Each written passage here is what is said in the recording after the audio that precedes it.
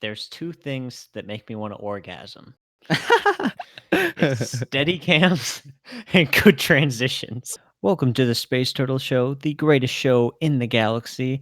I'm your co-host, Joey Garvey, and with me, as always, is the wonderful, the talented, the amazing, the wise, Mr. Joshua Toe. Dang, you're really flattering me this time. Is it for calling me retarded in the last one? Yes, yes, of course. That's why. Okay. Well, for those of you listening in, you know that our schedule is a movie we both seen, a movie Josh picks, a movie I pick, and then a movie neither of us have seen throughout the month.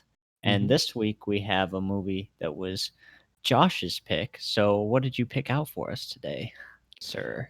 I picked a little small film called The Ghost Story. The first time I watched it was because I've been hearing good things about it for so long, and it was just on Amazon Prime. So if you guys want to watch it right now and you got Amazon Prime, then it's right there for you, free. And Yeah. then you can listen to us talk about it.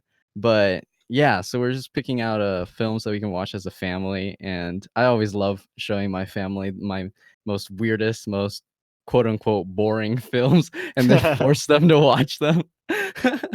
So yeah, I was like, this sounds interesting. They were like, "Oh my gosh, a ghost story? That sounds scary." Like my family doesn't like horror films and stuff like that. I'm like, "Nah, nah, Uh, it's not scary. It's not scary. Everyone's saying it's not scary." And so we watched it, and they're like, "Yeah, that's not scary," but that was boring. yeah. Just existential. Yeah. But actually the first time I watched it, I was like, "Okay, that's very interesting," but I didn't like fall in love with it. It wasn't until last year that I was like, I don't know, I'm kind of in the mood for it right now. So let me just put it back on and watch it with Ridovic. And then as I watched it, I was like, wow, I love this film so much. And then like just a couple months passed, and it's not like one of my top favorite films ever anymore. And it's never like in my mind. And then spooky season came, and I was like, you know what? Let's pick this film back up. And then I watched it again. I'm like, oh my gosh, this film is so good. I'm like, so I don't know why. It's like Yeah, I'm no, always this sleeping movie's on this awesome. film. What about you, Joey? How did you think of it? Um, I really enjoyed it. I was really happy to give it a watch because last month, you picked Amelie and I kind of felt a little bad that I didn't love it as much as you did. But That's all but this good. one, I thought this movie was pretty fucking fire.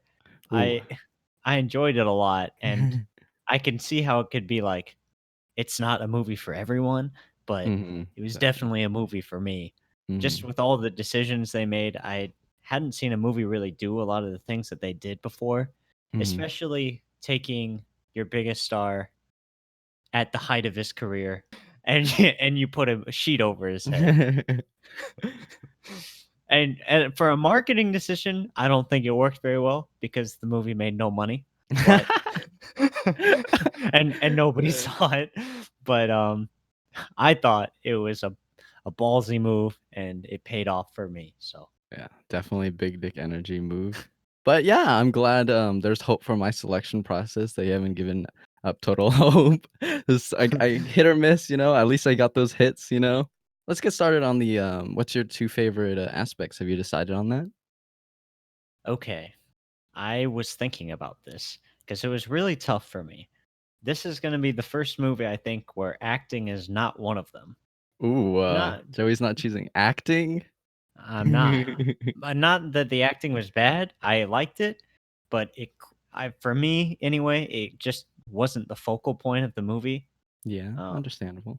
for me, I would go with the music score being one, Mhm. and the direction being two. Ooh, what do you mean by direction? Well, I think in terms of direction, I think the job of the director is to really be the arbiter of the tone for the movie. Just in terms of the performances and the cinematography and the score, and just where the movie's going to go and how the story is going to be told in a visual sense. Mhm. And I felt like this movie had a lot of confident direction, and everyone seemed to be on the same page about what the movie was about. And I felt like the editing and the cinematography and the acting really blended together really well. So for me, that's what I consider to be direction. And I was thinking, man, the cinematography is really good. But I was like, man, the editing's really good. Man, the music score is Mhm. really good. Oh wait, it's just this is just all direction. And be the Mhm. director. Mhm. Yeah, I think that's where I've been kind of like confused and kind of been lumping everything together. But I think that's probably the best definition for direction. I actually love the score as well. That's one of mine. Um, s- but I think for me, there's just so many examples of great cinematography Yeah. that a little bit of editing too. But yeah, so mine is the score and cinematography. Wow, we both have the score. That's interesting. You know Yeah. what? You know what's funny is my third one, if I could give out an honorable mention, because I just noticed it in this one more than any other movie I've seen, Mhm. is the sound editing in this movie. Oh, I just yeah. struck me really, really well. And I thought all of the sound editing was perfect. And I was like, Mhm, I was gonna give it to sound editing, but I just felt like I needed to give it to direction. mhm. But yeah, sound editing is almost something that is hard for me to, like, notice. So it's Mhm. like one of the more almost like the horror films have that, like, drone or, like, the low pitch that's, like, so low you can't recognize it, but it, like, makes your skin crawl type of thing. I feel like that's always, like, sound editing for me. I mean, I wish I could notice it more, but, yeah, now that you say it, I definitely really like the sound editing in this film as well. Yeah, I think for me it was mostly the like the background noise a lot of times was put more in the forefront than usual movies or Mhm, just normal because a lot of this movie spent in silence, you know. So mhm, you really mentally get a grip on like what's going around in the scene other than the talking and you know you get a chance to see everything that's going on and all of the sounds um and I'd never really heard that in a movie before so I got to listen to like you know when Rooney Mara was eating a piece of pie I could just hear forks scraping on the plate yeah, or I could hear grasshoppers in the background, mhm, because of where the house was, and I just that really struck me. mhm. What about the score did you felt was, your favorite part of the score? Or I don't know. Oh, It's yeah, poorly yeah. worded. Yeah, there's a couple things I like about it. One of them, I guess the first thing I kinda think of is Casey Affleck in this movie is a pretty dank music producer. I really liked whatever song, um, Yes. he I was made, you know. actually listening to it. It's called "I Get Overwhelmed" by Dark Rooms. Wait, really? Yeah, it's on Spotify if you wanna listen to it. The I one didn't he, puts the headphones on her for her to listen? Yeah. Yeah, I like that mhm. song a lot. I mean, Yes. it was separate from the rest of the score, um, and I loved both of them, but I just wanna shout out that song, and I'm glad you know what the song's name is so that I can watch it or listen to it right after this. But, yeah, I liked that, and I liked the score. I thought it was subtly haunting. I Ooh, don't that's what know I if, wrote too. that makes sense. No, that's Um exactly what I wrote. Yeah, I mean, it seemed incredibly existential for a score, Mhm, which I appreciated. This movie is very existential, so obviously, but there were just little things that I enjoyed about it. mhm. How'd you feel about it? Um, like you said about that single song, "I Get Overwhelmed," I don't know why, but I always have this tendency to, like, be drawn to, like, upbeat sounds and upbeat melodies, and rhythms, but yet the lyrics or the subject matter, being, like, almost tragic, is like my favorite type of stuff. Like, for example, like in Joker, where you have like the song like Smile, um, Though Your Heart Is Breaking and stuff like that, and it's just so Yeah. like happy, or the song Laughing in the teaser trailer and stuff like that. Yeah, like they have like these upbeat rock stuff, that becomes tragic. That's what you Mhm. mainly hear. But for this, it was almost like an EDM, um, Yeah. or bass heavy, like, beat heavy, song, and yet it was so, like, sad, especially when they pair it with the visuals, like, switching between, her listening to it for the first time and her listening to it, after Casey dies. I was just, Yeah. like, totally floored by that, and in terms of the other parts of the score, I had similar feelings to you. I literally wrote down the soundtrack is beautiful and haunting. Um, and I especially noticed it in the beginning or the haunting aspect in the beginning, because it almost felt like they wanted to lead you on to thinking like this might actually be a scary movie. In the hospital, where like the door starts slamming and stuff like that, and it's kind of like the tone or the mood is kind of like uneasy because hospitals are just creepy. Yeah. So at first it's like that, and the score is just like ramping up, and like symphony is like playing louder, and you're like, oh, I actually feel like it's kind of like something's gonna jump out at me almost. And then he just goes home. and the Yeah. and the soundtrack continues that like feeling, but it almost like switches because of the subject matter that you're watching or the events that you're watching unfold. The score almost blends in with whatever's going on and just heightens it in a way that wasn't just subtle. Like I noticed it, and yet it melded in really well with whatever they were trying to show on visually. So I was like, I like it. I like it a lot. Yeah, I enjoyed how the score and soundtrack kind of complemented each other too. Mhm. Or at least when the original score was being paired with something that they had taken from outside. Like I really enjoyed, the party scene with the guy with the who kind of talks about the fate of humanity and how it's all going to be over. And Mhm. while he's doing that, Beethoven's Ninth was playing, and I kind of enjoyed how it would go from a normal score to no score to something we'd already seen before, but just a little bit different. Mhm. Um, Actually, speaking on that, I think one of the greatest things to me about the music score is when it decides to not have any music at all. I Yeah, definitely. feel like it only plays like 50% of the time, and it has a Mhm. lot more impact that way. Yeah. That's exactly what I was trying to say. Cause it went from like, there was also, like, silence versus having something there, but there's also, like, tonal shifts, within the what music they're playing as well, and I thought that was very, noticeable and impactful, and that's why we ended up choosing, like, the score, or the soundtrack because it didn't just add to the film, it was, like, its own entity, and I know, like, that's the case with, like, every film if you're looking at it, but when you're watching the film as a whole, sometimes, scores just add to the film, and it's kind of, like, in the back of your head, kind of like in a horror film where, soundtrack just makes you uneasy instead of, like, actually, like, thematically, showing the whatever's going on in the film.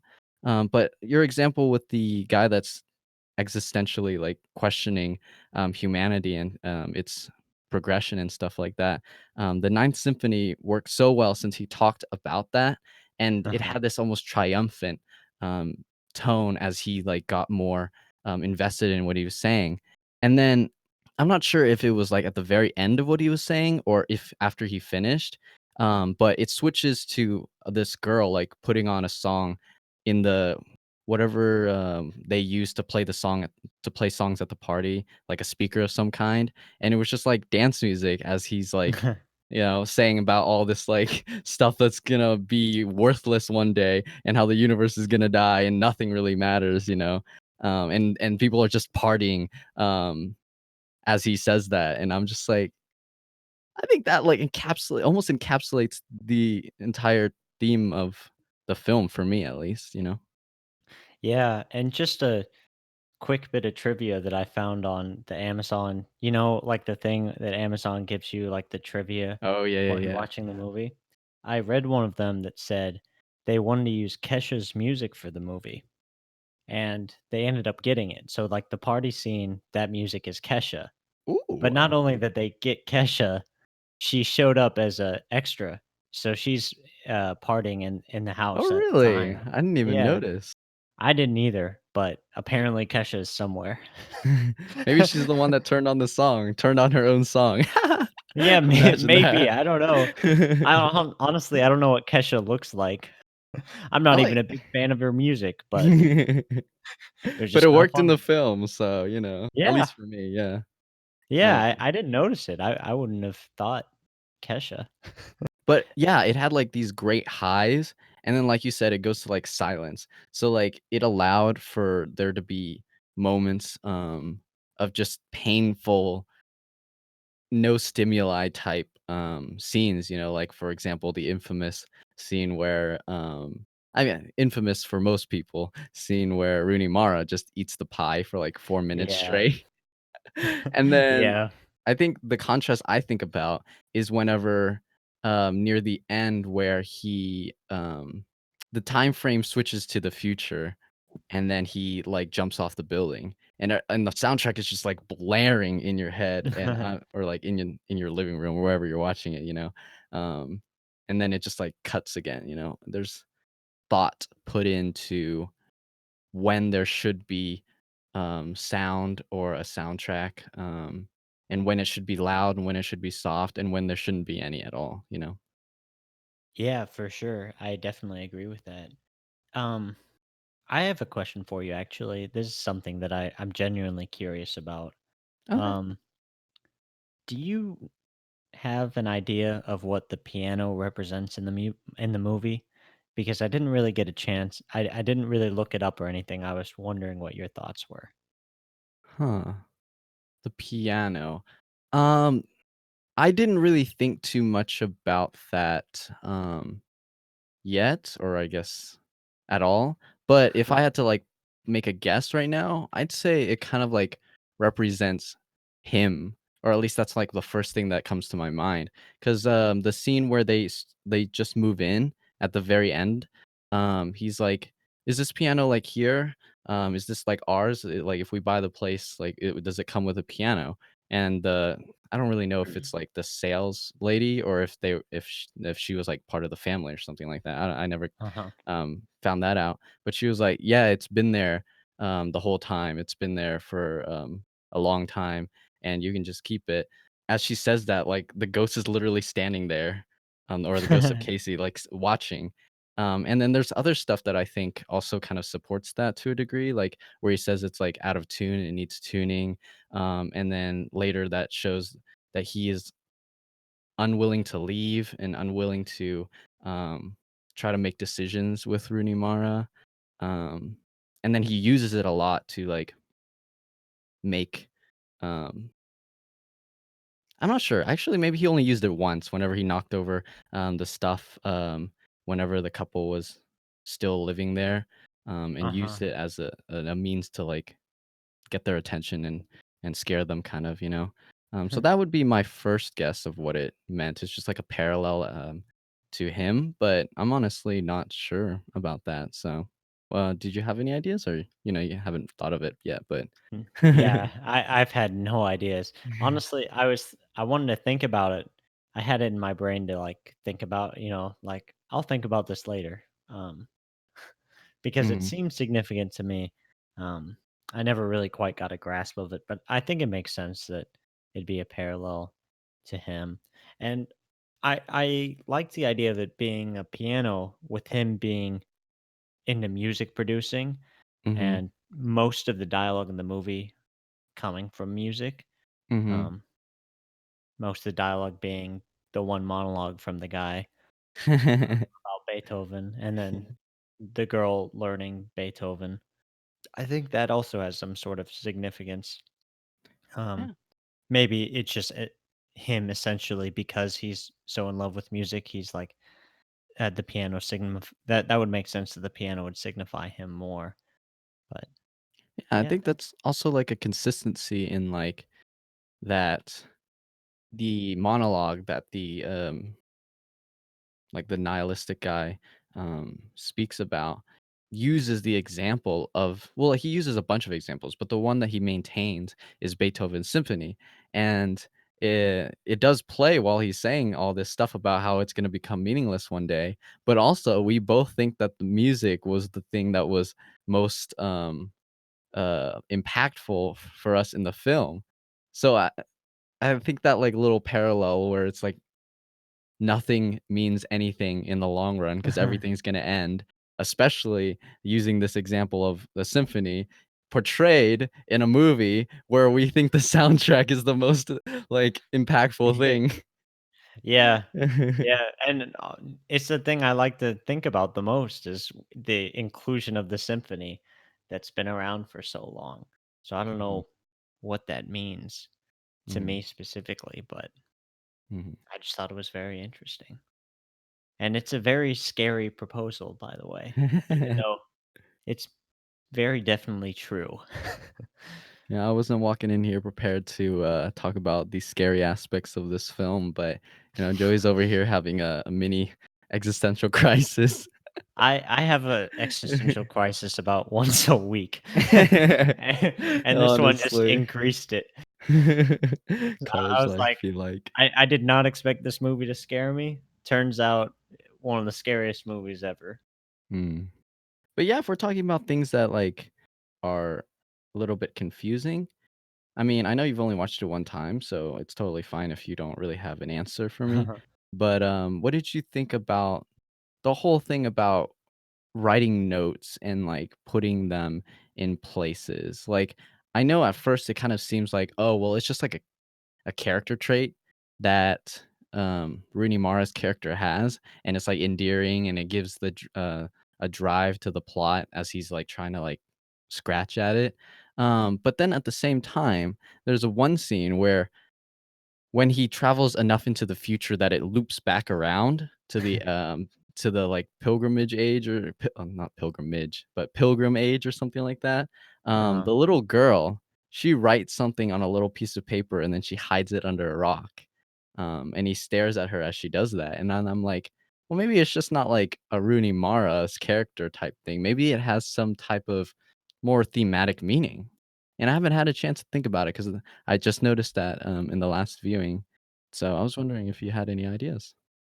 I didn't think about it a lot other than for me, I don't really have much of an answer for the little girl. What I what I kind of thought after my first viewing was, you know, Rooney Mara put the note in whatever that spot was in the wall, Mhm, and he'd been trying to get at it for so long, and for about half the movie he'd been looking to get that note. And mhm, to me, it kind of struck like uh, by the end of the movie, it was almost as if he had forgotten why he was even there in the first place.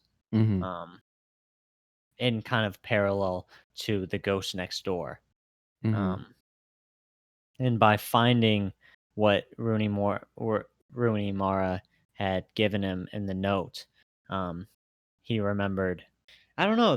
This movie confuses the hell out of me. Honestly, it Yeah, it's definitely it not a first viewing, I understand everything type movie. yeah. I could have looked online for all the stuff, but I kind of just want to watch it again and see what I find. I'm glad that this is a movie where it doesn't give me a lot of answers, but in half the movies that don't give me a lot of answers, I don't really want to look for them. But Mhm, this one I do. yeah.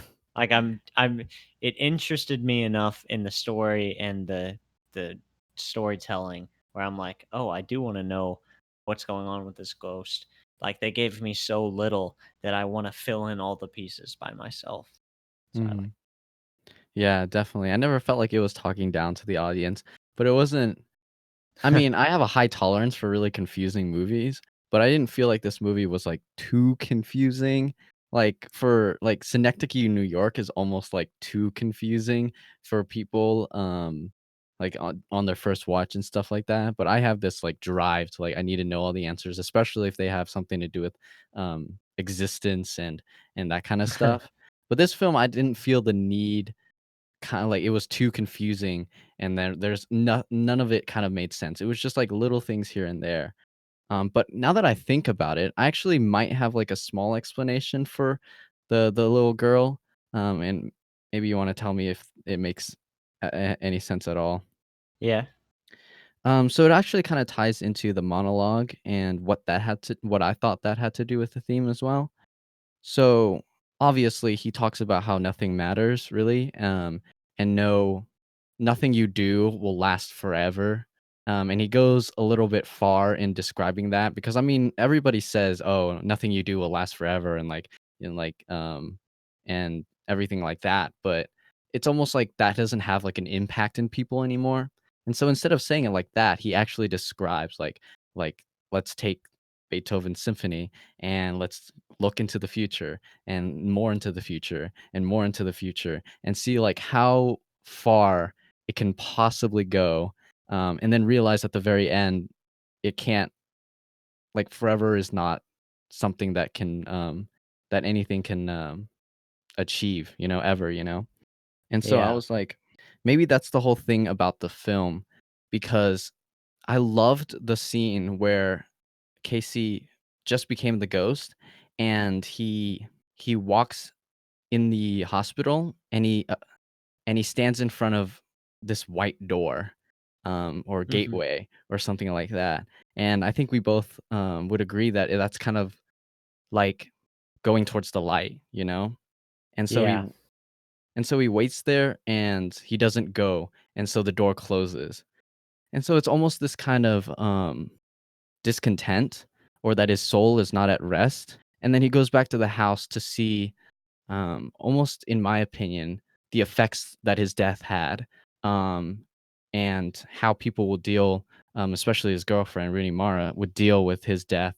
And so that kind of wish that you had some lasting impact on people, I feel like that's something everyone kind of struggles with, But yet, when you die, eventually, even those people who are close to you, they won't like they'll think about you a lot during like the first week of your death or maybe even the first month. But after time passes, you're just gonna be like a smaller and smaller part of their mind. And so I feel like the notes kind of represent people's want to like keep memories and just like she tells about how she, like, puts notes in the wall about little poems and little, like, memories that she has as she was a kid, and then the kid does this as well. I think having the kid also write a note and put it under the rock kind of, like, ties it into it's not just a Rooney Mara type thing. I think it's trying to say that everyone wants to be remembered and wants to affect other people and have like that cascade throughout history, or like throughout the future. But like the monologue of the nihilist, that's never gonna go forever. And so the whole film depicts just these moments where Casey has, or at least the one with Rui Mara, the moments where he had like the most effect on her. When she's listening to the song, Mhm. and I think that's one of the most tragic and the most exciting part or scene of the film. And so I think for me, it's kind of like ask the theme is kind of like, you know, don't think too much on how how many people you affect or how long your effects last on people, but more just like how much you affected them while you were there. Yeah. That's actually Very brilliant. That was such a I long-winded s explanation, like, that did straight not need to up, be that long. I did not understand any of that until you just said that. And now I kinda get the movie in a way that I didn't think I got before. 'Cause There you go. I almost forgot about the gate in the hospital. And in Mhm. fact, I did forget about it until you mentioned it, because I was just getting started with the movie, and, I was just thinking about, other things as I was, like, settling in, Yeah. and, like, the gate opens up and it closes really fast, honestly, Mhm. and then I was like, "Wait, what just happened?" Like, 10 seconds later, but it was already too late, but I just forgot to realize how a monumentally important part of the movie that is. And actually, I wanna ask you, like, did you think the movie dragged at all? That's the greatest part about this movie to me, actually, is for a movie that would stay so long in certain scenes, Mhm. and I've got a really low tolerance for long drawn out stuff, but this movie flew by to me. Mhm. Like, I was not worried about the pacing at all. Yeah. I mean, it was an hour and a half, so you had that going for you. Exactly. That's exactly the length this movie needed to be. It's But exactly where I wanted it. If this movie was 2 hours long, I would have shot myself. mhm. But Yeah, I an feel hour that. and a half? Mm, tasty length. Mhm. Yeah, well, I generally have like a pretty high tolerance for long shots, especially when you're focusing on the actor. I love to watch the nuance of their face. But even me, like 4 minutes is what they say it took that scene where she's eating the pie. Even that is like stretching it a little Yeah. bit. But I actually didn't feel it drag except for in the beginning, just because it like, it takes you a little while to settle down and get in the mindset of like watching a movie. That coupled with I think the scenes there were a lot more held scenes in the beginning, as well as no camera movement and no sound as much, in the beginning scenes. I felt like it dragged just a little bit in the early scenes, but then, after, 15 minutes or 20 minutes, like, the rest just flew by. I was like, look down once on my phone, I miss an important scene." I'm like, "Okay, gotta go back." Yeah, no, I that's one of the things I loved about this movie was it had its scenes drawn out very purposefully. It was almost as if, you know, it asked you to sit and meditate on what was going on and all the noises around it. Um, Mhm, it really asked you, like, for a scene where Rooney Mara and Casey Affleck were cuddling, it would show that for like a minute and a half, and it would mhm, like show like the intimacy between them, mhm, and it would just show all of these things in film that I had honestly never seen depicted in that way before, which I think was why I was always invested in it, because I had just never seen anything filmed like that. I'd never seen um, a filmmaker ballsy enough to record Rooney Mara eating a piece of or eating a pie for 4 minutes long, and I was all into it. It was great. Mhm. Well, I don't know. Let's talk about, did you have any, like, specific directing high moments, or is our conversation pertaining to pretty much a little bit of everything, kind of, what made you love the directing so much? For me, I think it's a little bit of everything. Um, just the choices that he made, I think, as a director are just choices that I don't see very often, Mhm. in terms of the editing and cinematography and the score. So it's really an amalgamation of everything for me. Um, Okay. so it's hard to come up with something specific. I did enjoy. I think I enjoyed the drawn out parts the most Mhm. in terms of the direction, just because. Um, So bold of a choice? yeah, it's an interesting choice, and it's something I'd never seen before. Mhm. And you think, wow, this is the guy that made Pete's Dragon. This is pretty crazy. What the fuck? Perhaps so we'll just move on with the more technical aspects of things. And so we'll just keep in mind that like pretty much everything together is why you loved and chose directing as your second. Yeah, yeah, for sure. I think we actually talked a good deal about the directing for me, but Mm. I want to hear your thoughts on the cinematography, like what shots were your favorite and whatnot. Okay, yeah. So let's talk about one of the biggest things in the film first. What do you think about the aspect ratio? Oh man, I didn't even notice that. What? I mean I did, but like I Okay, yeah, yeah. completely forgot about it. It just Mhm. okay. Yeah, yeah, That's radical. I'm like, "What the heck is going on?" yeah. But at the same time, I kind of struggled to see, the impact and the importance of it for the first, like, 2 times I saw it. I do have a theory, or at least my personal opinion on the, effects that it has, in this last viewing, but I was just wondering, what do you think that it added to the film? If anything in particular. If not, that's all good. Yeah, I mean, it it impacted the film to me because it really almost I almost did I mean, I didn't really notice it. And except for like the very beginning, I was like, wow, 4:3 aspect ratio. This is interesting. And Yeah. honestly, when I saw the trailer, I was like, oh, this is a gimmick.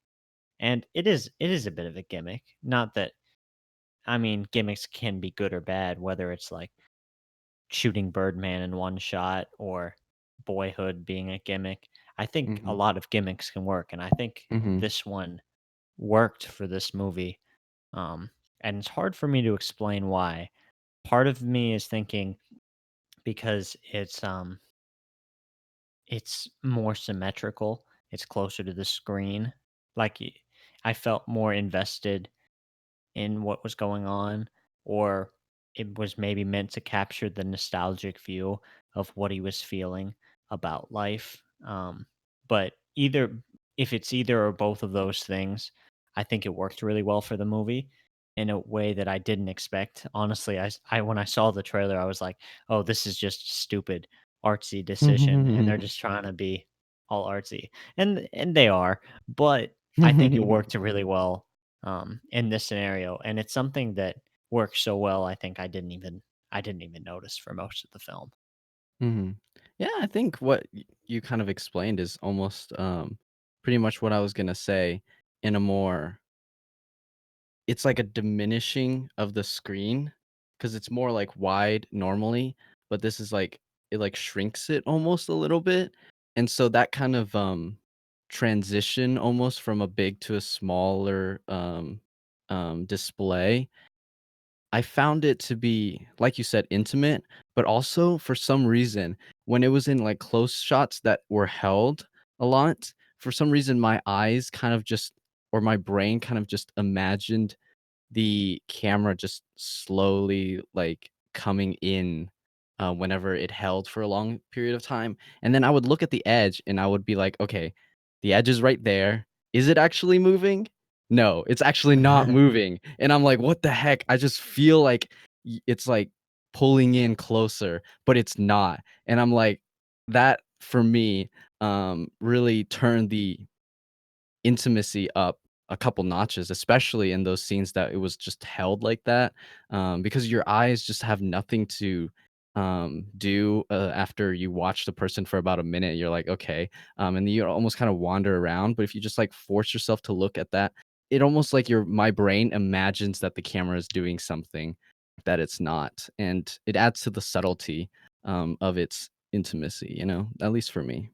I think you summed it up really well. I think intimate is the right word to describe it. I couldn't come up with that, but I think that's the best word for it because you always feel like because it's such a small story and it's just all taking place in this one, you know, 20 yard by 20-yard box, except for the hospital. I think the 4:3 aspect ratio works well for the tone in that way, just because it's such an intimate story that it deserves its own little cutesy intimate aspect ratio.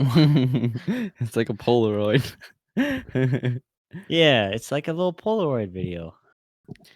But, to move on to cinematography, I think there's a little bit of editing mixed in there, but to talk about purely cinematography at first, um, I loved the choices that they made in the beginning, to keep the camera stationary very often. For example, people walk by the camera, and generally in movies, at least as far as I know, you usually want to like either turn the camera to watch them walk past you or the camera, or you like flip to another shot so that it's like a consistent flow of motion, you know? Um, Uh-huh. but whereas this film, it lets people walk past the camera and it'll eventually cut. But when it cuts, it's not consistent. The person has already moved on to a different spot. For example, when the landlady or the retail, or not retail, real estate person or whoever she was, came and unlocked the door and gave the piece of pie or the pie, she walks opens the door and Casey's like standing there in the right hand corner or something like that. And then she walks past him and she walks past the camera. And then it just like stays there for like a couple seconds. And then it flips to a wide shot of the whole kitchen. And she's already like near the fridge, getting the note and writing it and stuff like that. And how that, like, eventually changed, to the end of the film, where I felt like there was a lot more motion of the camera and following of people walking. Um, just that contrast, as well as, like, I just love the moments where, it's, like, half editing as well, but the camera just follows Casey as he walks around the house, and then as he goes into another room, it's a different Uh, time. Like oh, yeah, I love that. I love that transition shit. I'm Mhm. glad you mentioned those 2 things specifically because there's 2 things that make me wanna orgasm. It's steady cams and good transitions. I And was gonna y say do boys. with that what you will. I was very tired by the end of this movie. It was just too Just a much to handle. constant state of excitement. Yeah. I'm glad you mentioned the transitions though, because I think they did a very good job at blending time in a way that felt natural, It was smooth. very smooth. Yeah, Yeah. that's the right word. It was very smooth, even though it decidedly wasn't subtle, Mhm. which I like the choice. It kept me interested visually. And I thought they did a really good job at being so interesting with their camera work that it was hard to remember that all of this was taking place in one house, and Yeah. most notably, one room for most of the movie. Mhm. Yeah. So it just reeked of creativity. Mhm. Yeah, it didn't even explore the other rooms that much. Yeah. 'Cause, Yeah. like, the room where he, like, does his music, we see that, like, twice for, like, 20 seconds. And so they have Yeah. one house where they're shooting the whole time, and they don't even use all the rooms that much. No, not at all, really. I think that goes along with a little bit of set design too, because they go into that living room area, like, so many times, and yet it's so visually different. Like, you have, the books, and the almost normal nature of when Casey and Rooney Mara were there, and then you have the family and their Christmas, and then you have the party, and then you have after the party when it's a whole wreck, it almost feels like a different room, all the time, you know? Yeah, I liked a lot. It always felt like something new was going on, and the house had a completely different life and aura to it. Or Mhm, when they went more extreme, and they had the huge building, or they went to the pioneer times. Um, mhm. yeah. Yeah, now that you brought that up, that was what I was gonna talk about next, is this kind of, like, focus and color gradient. I guess I can talk about the color gradient first because it's, like, a lot easier to think about, but when she moves away, she paints the whole place white, right? And so it has this, like, Uh-huh. desolate, empty, gray, blue, um, coloring Um, and then he walks into a room, and then he turns the corner, and it just reds and oranges just like encapsulate the whole place. And then you realize that, oh, this Hispanic family has moved in, but you can kind of see the warmth that is bestowed upon the area before you even see the family or any of the decorations that they put up, you know? And I was like, wow, that kind of breathing life into a house. Yeah, I mean, just a quick shout out to to the set design, honestly.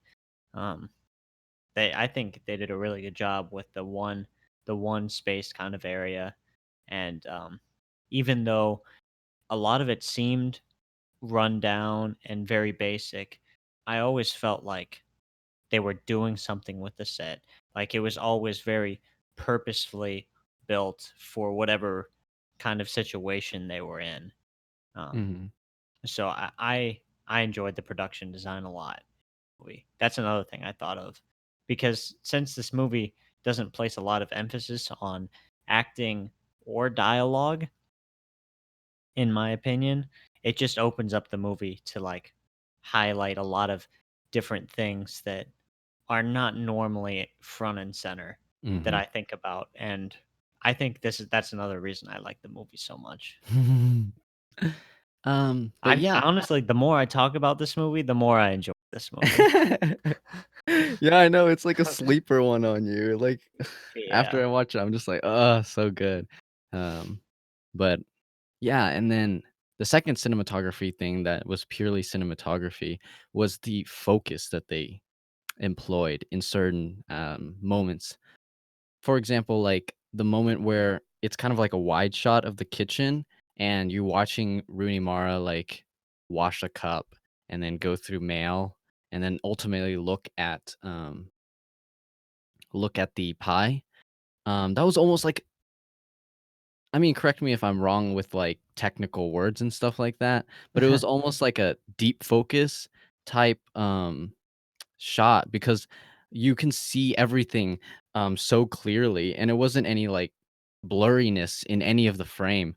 And then right after that, it contrasts to as soon as she sits down, almost everything is, like, slightly out of focus except for her, especially making, Casey Affleck as a ghost standing behind there the whole time, making him a little bit blurry and him being white as well. It almost made me not notice him for, like, half of that scene. I knew he was there already since I seen the Oh, movie. yeah. No, no, no, for sure. I know that exact same part. I was at, like, halfway through the scene. It was almost like that jump scare in Hereditary where she's there for the whole time, Yeah. but you only notice halfway through, and I'm like, "Wait, what the fuck? How long has he been there?" Yeah, that's what I was watching because what the heck? When is that ghost there? Like, I knew he was there because I've seen the movie already, but I know, like, the first time probably, it's hard to notice, and just the whole contrast between some scenes, like, especially in the beginning, some scenes, the whole, frame is, like, completely in focus, and in some scenes, it's just the tiniest bit of it that's, in focus. Another example is when she visits his dead body, in the hospital. In that little area, it's, like, in focus, and everything else is, like, out of focus. But also the lighting is there, so, like, your eyes don't really, like, wander from that spot, but I noticed when she was walking away that she, like, quickly went out of focus, you know? Yeah, yeah, I agree with you on the focus stuff. I didn't really think about it too much, but, um, now that you mention it, there were a lot of times where, um they would choose to focus like what things or people they would choose to focus were not the kind of conventional things. Like they'd put focus in the background or they'd put focus on the foreground while Mhm, having things going on in the background. Um, we kind of discussed this a lot with the movies that we've been talking about in the show, but movies that have things going on in the foreground and the background I think are very interesting, mhm, um, and they keep you invested throughout the whole thing. mhm. Yeah, now that you mentioned that kind of thing, there's also that one scene where, Casey as a ghost is sitting on the couch, and then time has passed enough that Rooney Mara has, I guess, gone on a date or started dating this guy or something like that. Um, and so the door unlocks. He's sitting on the couch. The door unlocks, and you see two people come in. I guess the guy is like halfway in and stuff like that. Um, and Casey just turns and looks at the door, and it's not in focus. So, and it's so funny because he's not technically act. I mean, he is acting with body language and stuff like that, but like you're staring at a white sheet, the Yeah. back of the head of a white sheet. And I just find that so funny because you're not even watching the nuance of a of an actor's like reaction to seeing his used to be girlfriend, I guess before he died, get with another guy. You're just looking at the back of the head of a sheet, and yet it's such an interesting choice. But yeah, like she was out of focus, and the new boyfriend was out of focus for so long. I was like, wow.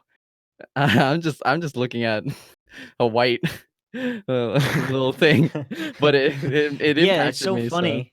it was funny, but it actually impacted me, and I'm not really sure why. Oh, yeah. No, I was just agreeing with you, like, through the cinematography, it shows you everything you need to know without any faces.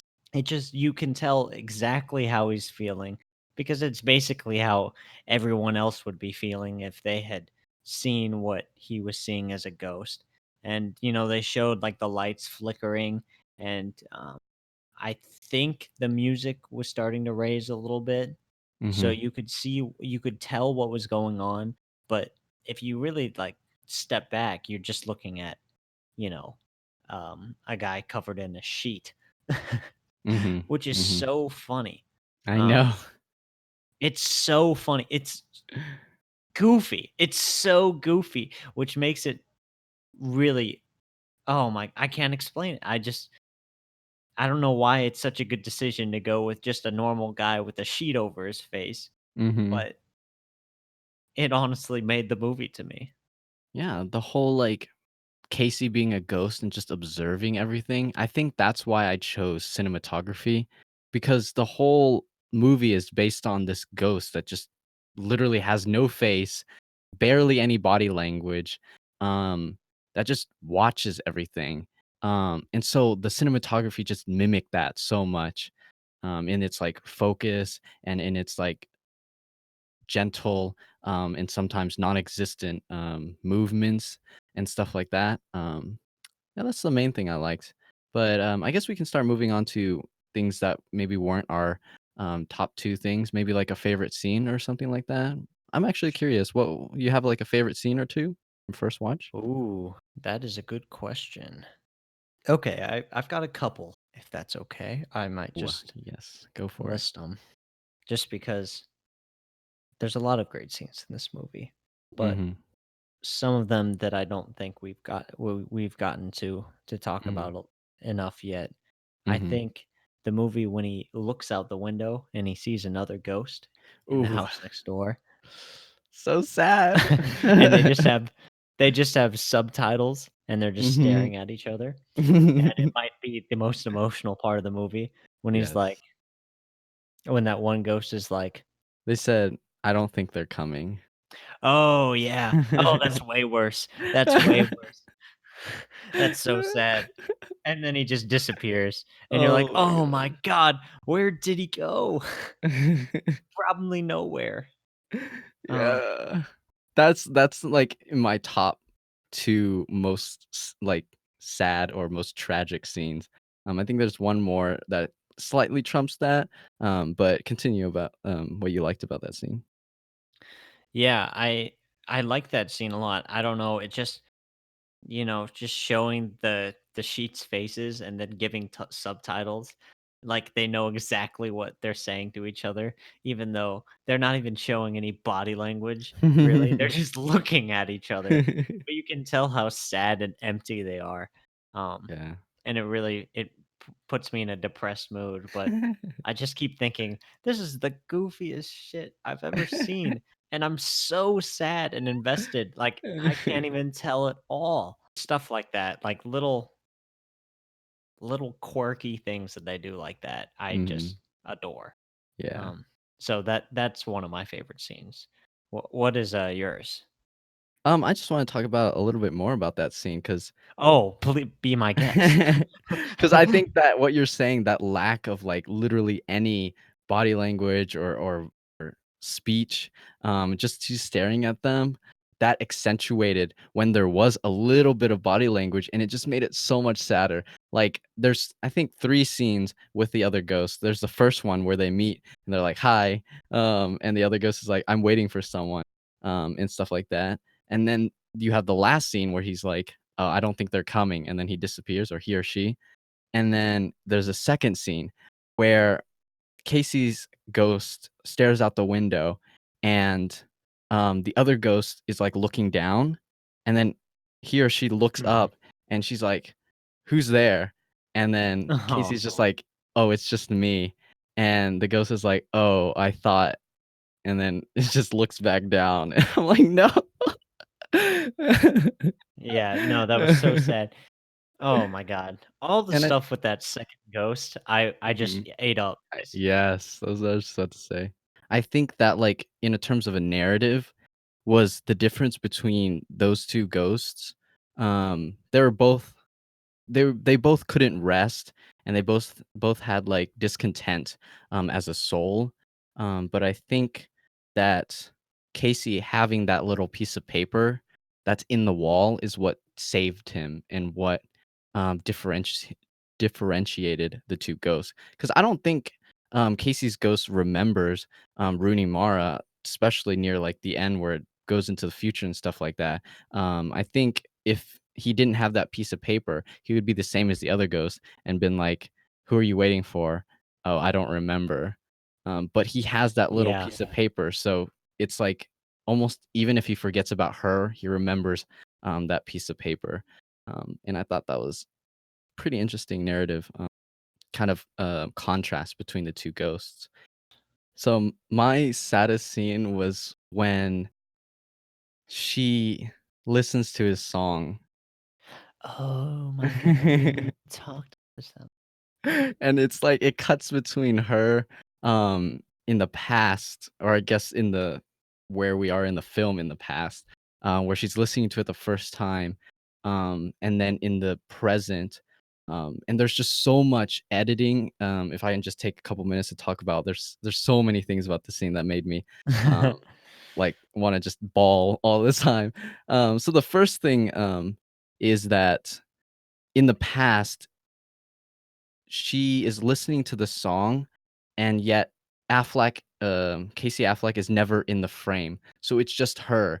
It was almost as this, like, in the living when they were both living, there was, like, this disconnect between the 2, because of their issues with, like, wanting to move, and just humans in general being, like, when you're in that moment, you're not really, like, valuing it, whereas in the present, when she's listening to the same song, um, you can see the sheet, like, on the floor, um, as she's listening to the song.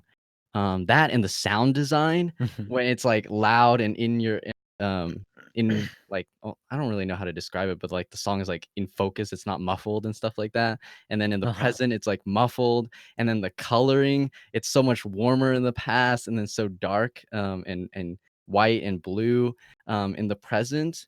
Those are, like, the technical things, and then the one thing that, like, tipped me over was when she listened in the present,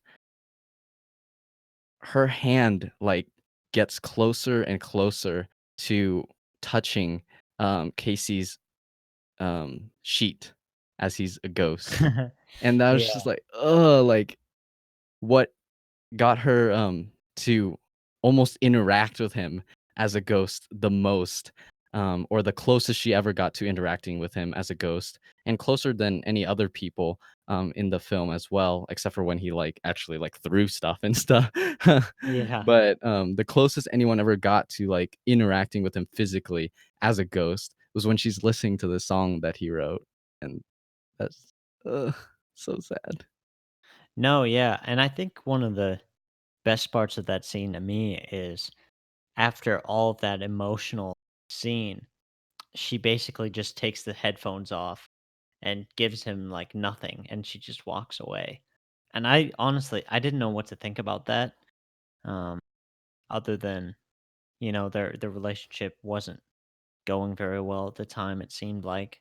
But it was weird that something that they listened to when the relationship was going kind of poorly, but then when it goes when it goes to her listening to it, um, on her own, she feels connected to him in a way that she didn't even when she was listening to it the first time, you know? Mhm. Tragic. And then the song ends right before her finger grazes um, his sheet. Ugh, and then he just disappears, like, the editing Ugh, right there, oh gosh. so Um sad.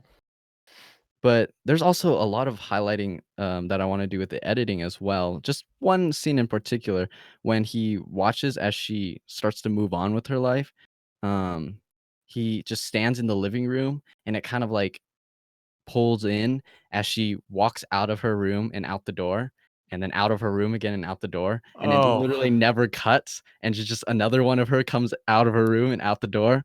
Oh my gosh. It's so good. Like, it's that was so so good. yeah, it's so good that I subconsciously got, like, inspired, by that kind of editing when I was writing my thing. I imagined, like, something similar to that, and I didn't even recognize that it, like, came from this movie, or I guess it can come from other movies as well, but, there was a scene like that in this movie, and I'm like, "Wow." Yeah, no, that I loved a lot of those kind of editing techniques. You said earlier like the smooth techniques and how they dealt with time. That I especially when she was um the leaving the house with the bags. It was Mhm. just something so small. I liked it a lot. Mm. No, yeah, I understand that. Yeah, I liked how, like, time moved faster than he could keep up.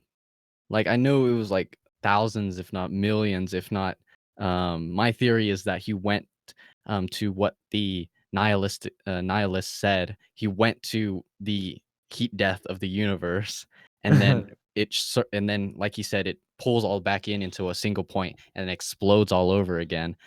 So that my theory is that he goes all the way until the end of the universe, in which it restarts in the beginning. And then he goes all the way through until the pilgrims, and then all the way back um, until him and his girlfriend move into the same house again for a second time. How long, like, that almost discontent is in his soul, it never felt like it was this person just moping around for too long, because like we talked about before, he would turn the corner and the family would be celebrating Christmas, and then he would just like walk into another room, and now there's a party going on, like, probably 5-10 years later or something, um Yeah. Yeah, another thing I liked about it was when they did the full loop around and all of a sudden he was there staring at his ghost, oh yeah. staring at Rooney Mara. And I was like, "Oh my god, how long can he stay here? How Some does Inception, bro. time work here?" Yeah, this was it was getting a little Trippy. trippy for me. Mhm. Like, the very end where there's I guess I'm gonna call it their song, plays again, this time, like, as part of the soundtrack, and then it goes through where they're, like, arguing with whether to move or not, and then alive Casey Affleck is like, "I don't know, there's just a history, to this house," and I'm like, "Bruh, you've been in this house for literally forever." Uh, Yeah. I wonder, like, that kind of is like, not like a theme of the movie, but it's kind of interesting to be like, what house or what place you're gonna die at, maybe that's the place where you finally feel like this is your home, because you're not gonna you're not gonna make it to leave, you know? And so, like, Rooney is like, "Well, I wanna," Yeah. because she doesn't feel at home there, because that's not where she dies, because she moves away, but that's where Casey dies, and so he's like, this is where it feels most like home, you know? Yeah, I mean, especially for him when, his spirit doesn't even go to wherever that light leads. Yeah. Um, and he just like kind of stays at that house till the end of time, at least billions of years.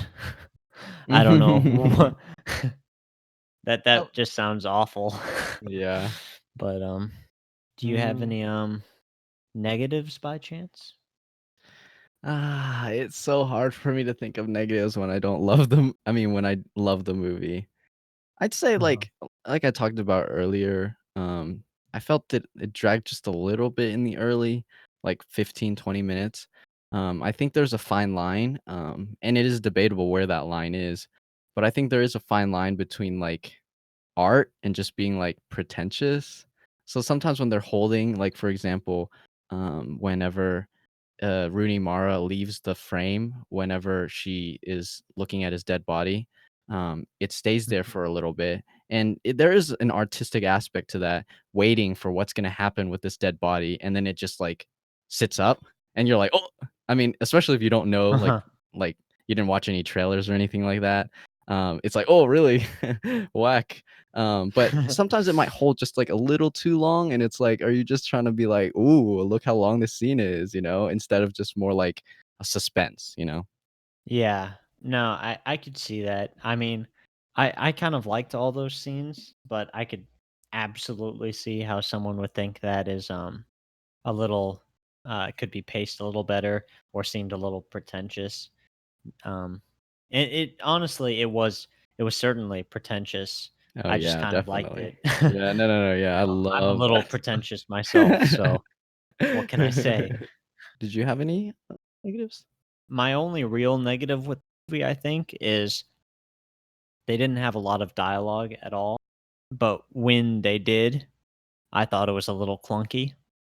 Okay, yeah. Like, in the hospital when Rooney Mara was talking to that nurse, I don't remember what they were saying specifically, but it almost sounded like it came out of, like, a soap opera. I really didn't I thought it was bad. Mhm, Um, Most of the dialogue, with the exception of the monologue from the nihilist, I was not a big fan of. Or like, I thought the dialogue was fine when it was like part of the background, like mhm, when Casey Affleck was going through time and they just mhm, continued to be talking. So like that wasn't a problem for me, but just when they focused on it specifically, I thought it kind of faltered a little bit there. Like I thought they could have made it a little more natural, but that's pretty much it for me. mhm. I was gonna ask you, so after seeing this super, confusing and, kind of nothing, non-narrative type, film, I'm curious to think what you think the whole thing meant. The theme, Ooh, I guess, or what is the director trying to say about life and death um, that is a and good all that? question that I will try to bullshit right now. No, It's the I'm just first kidding. viewing, I'm just so, kidding. putting you on the spot there, but, um, Um, just I curious. think Doesn't have to be a good for me, I don't believe the director is trying to push the idea of the nihilist, but I think he's a very important part of the message in Mhm, that everything ends up meaning nothing eventually. And, mhm, throughout time, everyone's gonna forget, and then nothing's gonna stay immortal, you know? But I think the eventual message of the movie is that the connections you have with people at the time, it's important to like realize kind of transcend time and space. However cheesy that sounds, that is the Going a cheesiest real thing that's ever interstellar on come out of us my mouth. here. That's dopey, but I Love? think Is it about love? yeah, Is love gonna yeah, that's transcend time and love space? transcends time and space. That is the overall message of this movie, as far Alright, as I'm Anne concerned. Hathaway. Yeah, I'm kidding. honestly, I think that's my final answer. First viewing. No, it's good, it's good. The film being, like, kind of confusing and, almost like that quote where it's like, "When you stare into the abyss stares at you." I think that quote kind of like encapsulates the first viewing of this movie. It's like you're just looking at this darkness, and I mean, not darkness as in the movie's like negative or anything like that, but more like existential and like commentating on life and death and that kind of stuff. And it just like affects you without kind of like knowing exactly how, and everything like that, you know? Yeah. Yeah, for sure. Just gives you an existential crisis for free. Yay! Yeah. Bottled There's no need. bottled Well, existential actually, for crisis. $3.99. Oh wait, no, it's Amazon Prime. Yeah, if you have Amazon Prime, so If you have Amazon Prime, you can get a free existential crisis. Ah, Amazon's the best company. Wow. Look at this customer service. Yeah. If you guys liked what you heard here, you could subscribe to our channel maybe. Maybe give us a little likey or a little commenty. That would Hey, be cool. we got some likes last time. I don't know if it was you or it wasn't me though, but I think we got like 1 like or Wait, 2 likes. we got a like? Are you Am I kidding tripping? me? Am I tripping? I think so. Nah, We're bro, gonna I'm have to looking check right on that, now. okay? We're not sure. We're not sure. Dude, we gotta be sure. If we got a like, I'm a flip. Which video you think? I wanna say one of the Jokers and maybe The Dark Knight. Dude, we got a like? That's so crazy. We got 1 like on the Joker review. Oh my god. And That's just the Joker review. Oh, But okay, still, we got a like. That's crazy. That's awesome. okay. You guys go support the Space Turtle show and Yes. all of its glory. Um yeah, so maybe if you want to give a like for this one, they probably gave a like for the Joker because it was shorter, but that's okay. We like our long contents here. So we're going to keep it this way, but hope you guys enjoyed this episode of the Space Turtle show. And bye. See you next time.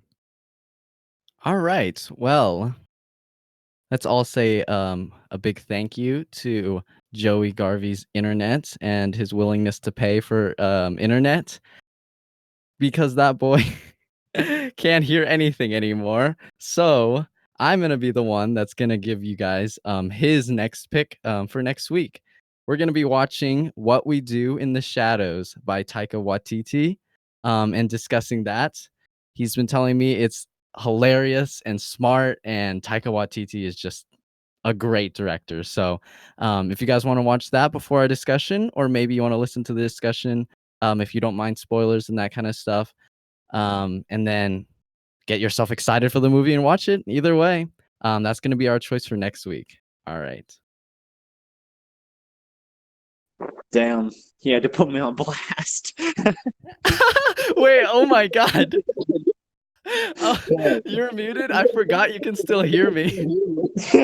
Yeah. That's awkward. Damn. You had to get me like that, bro. Oh my gosh. I'm big dumb. What? You're not deafened. You're just muted.